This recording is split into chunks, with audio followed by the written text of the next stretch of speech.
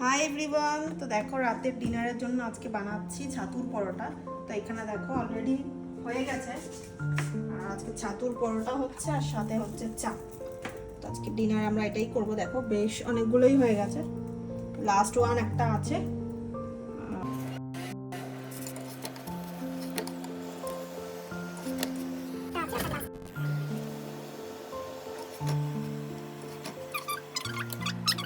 ওটা করলেই লাস্ট একটা রেচি আছে, এটা করলেই হয়ে যাবে।